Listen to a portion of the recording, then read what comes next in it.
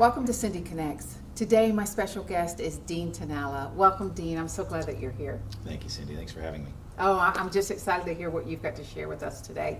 Dean is the president and owner of Harbor Light Capital. It's an investment firm located here in Tampa, but it's more than an investment firm. It really is a company that is committed to every employee, every customer that it has at an excellent level. So you'll be excited to hear what he has to say. So Dean, I don't know how to get started here, but I'm just going to jump right in the middle of it. Sure. So tell us, how did you get started having your own business? Well, about 17 years ago, just the stars lined up for certain events to happen in my life where it became clear that investors were having certain interest in areas of the investment marketplace that were not being perfectly well met by other competitors in the marketplace. And even though I had a wonderful job and a terrific position and a great salary, I just prayed over a period of 6 or 9 months about whether these were the signs that the Lord wanted me to use to take the next step into entrepreneurship. Oh, that's pretty exciting. Now, the thing that I find most interesting, because I've known you for quite a while, many years, the thing that I find most interesting with you is, even though the markets have fluctuated up and down, is there is a consistency or a continuity to the success that you've had. Well, it's a great place to start with my little testimony, because 10 years before I started my own business, there was somebody in my life. He was a client, and who was so steady and so calm during the immense turbulence in the marketplace that while all my phone calls that day and that week and that month during this period of market turbulence were all with panicked investors, this fellow was so calm and so stable that I had to ask that question that we would all like to be asked 1,000 times before we go to our great reward, which is, what is it about you? So I asked Thad, what is it about you? And he said, well, I'm glad you asked. And then he told me about how he had committed his life to Christ 5 years earlier and that he had peace. So I accepted Christ May 18th, 1998, so 18 years ago, almost 18 years ago. And I started my business 17 years ago, and I couldn't have done it without having accepted Christ first, because I knew that launching my business was on solid ground because I had prayerfully done it. And then knowing that I work in a business and an industry that's volatile by definition and frightening to some people with that volatility, that if I didn't have prayer and the security of knowing that the Lord had me in this place for that purpose, I probably wouldn't have been able to do it. So it's a long way of saying that I've bathed my business in prayer from the day we started. That's interesting. And yet I've had the ability to also use my natural style and inclinations and gifts that I recognized even before I accepted Christ to be the foundation of my workplace as well, which is what I'll just call the sheer hard work. I committed as a child, when I was delivering newspapers and milking cows and baling hay and mowing lawns, that I was going to be the hardest working kid in the neighborhood. And the Lord showed it to me then, even though I didn't know it was the Lord then, that attribute could give me definitely a competitive edge. And so having that personality and having committed my life to Christ 18 years ago, it was a perfect time to start my business 17 years ago, knowing that I could work hard to provide the services and products that people needed and wanted, but also to do it with the blessing of the hand of God. You know, I didn't realize that. I didn't realize that you accepting Christ was prior to starting your own business. Yes.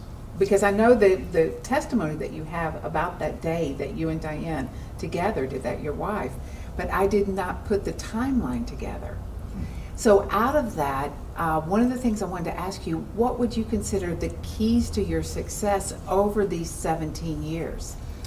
Well, the key to my success in business is having the commitment to serve others, starting with your employees, and then if you serve them well, they serve your clients well, and also teaching your employees and serving them, if you will, by showing them what hard work looks like. Because we could pray all day and then sit and wait for things to happen, and in my life it hasn't worked that way. In my life it's worked that it's always worked out that if I've committed excellence to my work ethic, by getting in the morning and turning the lights on at 5:45 in the morning, by turning the coffee maker on, by having meetings with employees to give them chances to air their opinions and thoughts about other products and services we could be offering, by showing that your heart is to serve them, and doing it with such regularity and consistency that they believe that it's not just a thought of the day or the idea of the quarter, that it's how this business will be run, by working hard and by honoring God and by serving the employees so that they develop what you and I would call a servant's heart. Because without a servant's heart, again, I work in a viciously competitive business. If you don't have a truly servant's heart for people, they'll find other places to go when they feel like they can be served better. So I would say the key to my success, Cindy, has been wrapping my work ethic, that hard work mentality that I was born with my acknowledgement that prayer is really what makes it all happen. So Yeah. work like it all depends on me, but pray like it all depends on God. And somewhere between the collision of those two great forces, amazing things happen. Yeah, that is really incredible. Now, let me just say, so hard work, that interaction dependence on God, that partnership with Him, with your business, the servanthood of you to your employees, Yes. how does that translate to your customers? Well, when somebody walks in the door of my office or calls us up and asks us to make a presentation or is interested in something that we're doing, our goal is to have them feel that servant spirit, that not just that sappy, oh, we're here to serve you, but explain to me what your needs are. Tell me what your challenges are. Tell me what your frustrations are, and then even Cindy, as these folks have become our clients, and we've been blessed with 500 or 600 clients now. Wow. Asking those clients how you can pray for them. Now that doesn't come easily off the lips of all of my employees, because I have some Christian employees and I have some non-Christian employees. But when they hear me say that, and they hear where my heart is for wanting to serve them, and when they hear the answers to the requests to when we ask clients what it is that we might be able to pray for them, amazing things happen. The eyes of the non-believers get opened up when they see somebody willing to talk about personal things like a financial issue or a marital issue or a health issue that they really didn't expect to be divulging when they walk into an investment firm's office. Wow. So again, this is not rocket science. It's not anything new and different, but I try to work like it all depends on me, pray like it all depends on God, and serve others, our clients and our employees, in a way that makes them want to do things above and beyond what they're normally willing or able to do. So it's that compassion and communication that seems to be the perfect mix for the type of business you're in, for the type of boss you want to be, the type of leader you are. That just seems to be the key, because people want to be heard. That's right. They want someone to be interested beyond the bottom line in who they are. That's right. That is really key. But in business, you have to be excellent at what you do first. Mm-hmm. You have to have a passion for excellence in what you do. Whether you're a short order cook and you're making pancakes, it has to be the best. Mm-hmm. And if you don't have it at the best, then you have to figure out how you can be trained better to make it the best. And again, we work in a really competitive world. There's, when I was growing up, it used to be, a national economy. Now it's a global economy. Folks can buy whatever they want from anywhere around the world with a click of a mouse. Yeah. And so if you're not excellent at what you do, and then wrap that passion for excellence in compassion for others, prayer for others, and pouring into others, serving others. My favorite thing to do at the office is to ask my employees how I can serve them better so that they can do their jobs better. And while some people didn't believe that was an honest question in the beginning, they believe it now, because whether it's a faster computer that they need, or a printer that doesn't work, or a filing system that's antiquated, or whether it's some tool or technology or mechanism or procedure that could be refined so they can do their jobs better, so we can serve our clients better, that's the kind of mentality and a spirit I try to pour in every day. And literally, I ask my assistant if I can get her coffee when I'm walking to the kitchen to get coffee. Again, not because I was born that way. I just learned that when we honor others and serve others, amazing things happen. I know that honor is a top commodity in our world right now, because there is a world without honor of one another. We forget the value of who God has made us to be and how He has developed us to make a difference in the world around us. With the Indeed. person next door, with the person at the gas station. That's right. That's right. I mean, being a person of honor requires a little bit of courage, because we live in a world where a lot of people who intend to do the right thing get put down or shot down. But if our attempts to be a person of honor are only greeted affirmatively 8 out of 10 times, or 7 out of 10 times, or 6 out of 10 times, it's still worth it. Because we can change somebody's life by having the courage to do something for them or say something to them, a word of encouragement, a word of insight, a helping hand that they may never see. We never know when we walk out this door today whether somebody in the parking lot may just need a word of encouragement because of something they're going through in their life or something that happened to them. And so I always encourage our employees and frankly my family to try to embrace every relationship as an opportunity to be a blessing to somebody, to be a providential word of encouragement to somebody, because their path just happened to be crossing with yours today. It can't be by accident. You know, we serve a God who controls all things and all people and all opportunities, and not that every single person we meet is a ministry opportunity, but I try to look at it, every opportunity as a ministry opportunity. But it requires praying for boldness too, and discernment, so that we are bold in the right areas and the right times. That's good. And you know, the one question I always ask everybody is, how is God surprising you? You know, what are some of the things that God has shown up in or done, even behind the scenes, that you've had that suddenly realizing, oh my gosh, God did that just for me? Well, that's a great question, because I've been recently especially surprised by how steady, how consistent, how faithful God is in being a deliverer. I've been reading the book of Exodus lately, and obviously the Lord's an amazing deliverer of the Hebrew men and women who were going through hundreds of years of captivity.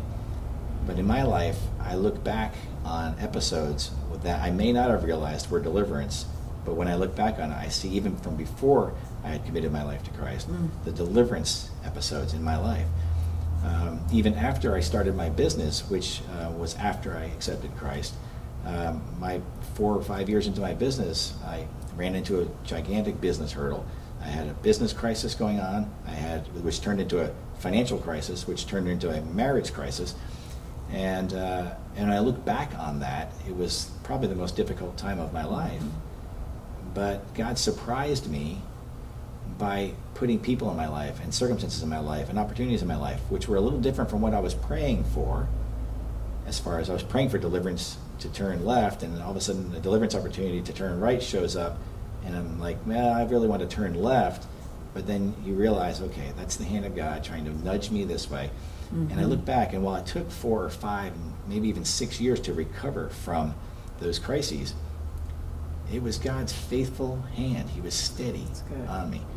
And then, Cindy, even as recent as 4 months ago, 122 days ago, God delivered me from a health crisis that just popped into my life without any warning whatsoever. I had gone for an annual physical, and the doctor, for the first time ever, had detected some irregular heartbeat going on, and so he ran a few tests, and he ran a few tests, and he ran a few more tests, and they came up with a few conclusions which I didn't agree with. So because I decided I was going to be more of an expert at cardiology than the cardiologist. You were going to be a doctor. Yeah. So I went to another doctor, another cardiologist, and they came up with the exact same conclusions, and which were mind-boggling for me.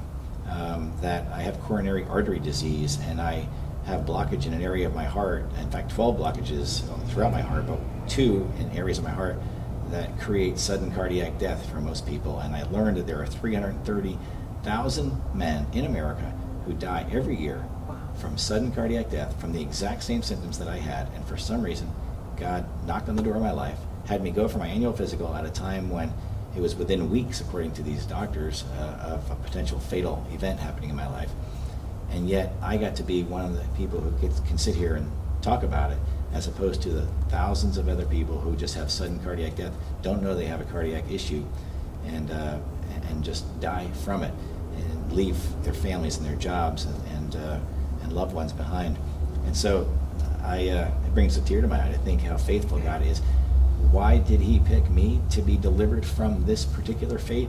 I don't know, but my ears and eyes are wide open to hear about it, because I know that God wastes nothing, and I know that he's delivered me for his purposes. Absolutely. That's an amazing story, because I know that you had run 6 miles the night before, bike 20 miles the day before that, and then the next morning they're saying surgery, basically post haste, absolutely right now, in order to save you. And I know that it's because God has so much more for you to do, so much more for your family planned for you, but that alone is just incredible. Yes. Because at one breath it could have just been over. Yes. It was a pretty stunning development, and you realize how close you can be to having a completely different turn of fate. And the Lord just wants our praise. He just wants our praise for being who he is. He just wants to surprise you. Yes, he does. Now, one other question I have for you, in being a business owner, I know how difficult that can be with us. We've had 2 businesses. How do you balance time for your family, time for your business, time for all the other things that you do, the volunteering, all the things that you do? How do you balance all of that? Well, it sounds corny, but I write down my priorities every January of every year. I review the list of my priorities and see if they're still my priorities, if I have conducted my life in a way that reflects that those are my priorities. I had somebody tell me a long time ago, if you look at your calendar and you look at your checkbook, you can find out what somebody's priorities are. That's interesting. So review those things and see if in fact the activities and entries in your calendar and checkbook actually reflect what you think your stated priorities are. But a long time ago, my wife and I sat down, we put our priorities on a piece of paper. And again, it sounds kind of corny, but there are 5 F's in our life that we try to follow. It's our faith, and our family, and our fitness, and our finances, and then our fun. Mm-hmm. And we try to focus on those priorities and do something that advances those priorities every single day, or certainly every single week. And so, yes, my faith is important to me. Again, does that mean I pray at red lights for the 2 minutes before it turns green? Or do I spend 20 minutes in the morning at my home in a quiet place, or at my office in a quiet place before anybody else gets there, and actually embark on that priority and invest in that priority? I was privileged enough to coach my girls' soccer teams for 6-7 years.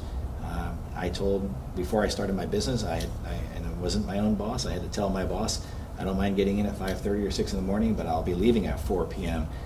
These days, Mondays and Wednesdays every week, to go coach youth soccer. As long as you state your priorities and you invest in relationships that help you advance those priorities, That's good. then you can live out your priorities just as you've stated them. Because most of the time, our commitments waver because we haven't set up the foundation to actually do the things that are required to support our priorities. If you don't carve out a couple of hours a week to work out, your fitness priority goes away. If you don't carve out a couple of hours a week to coach youth soccer or whatever your family activity is, you're not going to have that time. Somebody else is going to get that time. So if you don't sit down once a quarter and review your finances with your spouse and see this is where we are and this is where we want to be, then it never becomes what you want it to be. So it's one thing to state your priorities, but you need to have a report card on those priorities often. And I like to have accountability in my life, but self-accountability being dangerous. I have a wonderful wife who's bright, so we get to talk about a lot of neat things. And I have 2 accountability groups that I attend every week, Monday night and a Thursday morning, of 5 guys in one and 11 in the other that I just trust and I can be unvarnished with, and we share what our priorities are, and we help each other with honest report cards so that we can have a litmus test as to whether we're actually living up to being the kind of guy that we say or claim we want to be. That's good. What I really hear you saying is there is a goal in life, which you and Diane have put together, your 5 priorities, but there's a discipline and intentionality in making those things come alive. Yes. It's kind of like the first of the year, everybody makes New Year's resolutions. Well, Right. a lot of times they fall away in the first 5 days, 5 hours, 5 weeks because of the lack of intentionality and the accountability to make those things happen. That's right. So what I think I hear you saying, that's really been your key to success. Yes. Is that planning, the discipline, and the intentionality of making those things come alive, what you've committed to on paper and what you've really committed to in heart, in your mind, that, and to the Lord, that is what your life is going to be like. Right. And checking on them to make sure that you're seeing it clearly too. Checking on them with third That's parties, good. with accountability parties. In one of my men's groups, we had an assignment a few months ago. It was to ask 5 people in our life what it's like to be on the other side of me. And it's a really interesting question. And so you're asking people, am I walking out my life the way you think I said I was going to, or the way I've stated I was going to, or the way I've proclaimed I will? And it's important to not just have priorities, but to get a report card from trusted and hopefully good. loving people that can help you either reorder your priorities based on what they see in your life, in your checkbook and your appointment book, or maybe even get new priorities and get rid of ones that you may be living but you didn't actually state were priorities. We can easily get distracted by things that hit our priority list, but we don't actually think there's important things to us until we actually do an audit of our time. And in that little report card that you received, were there surprises or where you think that you're going along that path and then you're like, you get that report back from these trusted people and you're like, oh, I need to make a fine tune here, a little adjustment there. It's almost like a tune-up for a car. It's That's like right. a life tune-up every so often to make sure that everything that you want in your life is running the way that you had planned for it to run. Yeah, that's good. I would say the one that came up most recently is the fun part. My wife and I realized we're not spending enough time actually planning on fun things because we're pretty focused on the quote unquote faith, the family, the fitness. My wife is a workout maniac, so she works out probably 8 or 10 hours a week, and but we weren't doing things together, and the fun quotient between us wasn't what we think the Lord wanted it to be. So we had to be intentional about planning some fun things together, whether it was going for bike rides or just going to the movies, but being more intentional about date nights and things like that. Oh, So that's good. it's good to have a report card because you'll find things that slip away or slip in that you didn't really anticipate. Dean, this has been so exciting and incredibly informative, but you've given us tools that we can really use in our lives starting today. But I want to know, do you have a word of encouragement or something that you can just deposit into the people that are listening and that they can just take it and say, I can use that right now in my day? Well, Cindy, as corny as it sounds, my word of encouragement would to encourage people to be a word of encouragement to That's others. good. We live in a challenging world. There's stress in every different avenue and facet of our life. If someone hears a word of encouragement from someone they don't expect to be the deliverer of that word of encouragement, it can be so uplifting. It could be a person at the 7-Eleven counter that you're just buying a Gatorade and you ask them, is there something I could pray for you for? You may not get an answer, or you may get a funny look, but 2 times out of 10 you might get somebody who says, gosh, thanks for asking. I have a sick relative, or I have a car that won't start. Encouragement is, unfortunately, a scarcity in our world. And so I would encourage people to also have a life verse, because by choosing a life verse, it can sometimes reveal to you something that the Lord wants to do in your life. For example, one of my favorite life verses, and they do change once in a while, is 1 Thessalonians 5:16 through 18. Be joyful always, pray continuously, and give thanks in all circumstances. That's good. And so I try to encourage people to be positive regardless of their circumstances. If you can encourage them that the Lord's up to something, and I can't wait to see how He's going to help you get over that hill. So it's just, I find it very joyful, and I find it almost selfish that God has wired us to feel good when we do something nice or say something nice to other people. So why not give people a word of encouragement? There was a gal who was a waitress in a restaurant recently that I was at with a client just last week, and she had a tattoo on her arm, and she walked up to our table, and after she apologized for being slow to get to our table because she was new to working there and she was clearly nervous, I looked at her arm and I said, "What does your tattoo say?" And she pulled up her sleeve a little bit, and it said, "Patience is a virtue," and then some other tagline that her grandmother had told her about 20 years ago. And I asked her if she goes to church, and she said, "No." And I said, "Well, at church sometimes we learn these wonderful things called scriptures, and in scripture there's actually a mention of patience. In fact, it's called one of the 9 fruits of the Spirit. It's the 4th fruit of the Spirit of God, meaning that as you get closer," her name was Nicole, "as you get closer, Nicole, to God, then He fills your life with these fruits, and patience is one of them." And so, while she was a little uncomfortable, she looked at me and she said, "I had never known that patience was a teaching of the Bible." And I said, "Well, there's a lot of good stuff in there, so thanks very much." And we gave her our order, and on we went. And before we left there, she said, "Thank you so much for encouraging me today." That's good. And so again, I didn't go to that restaurant looking for somebody to evangelize with, but every single day there are hundreds of people in our path that we can give a word of encouragement to, and yes, so it means strapping on some boldness and some courage, and just asking the Lord where He wants to use us today.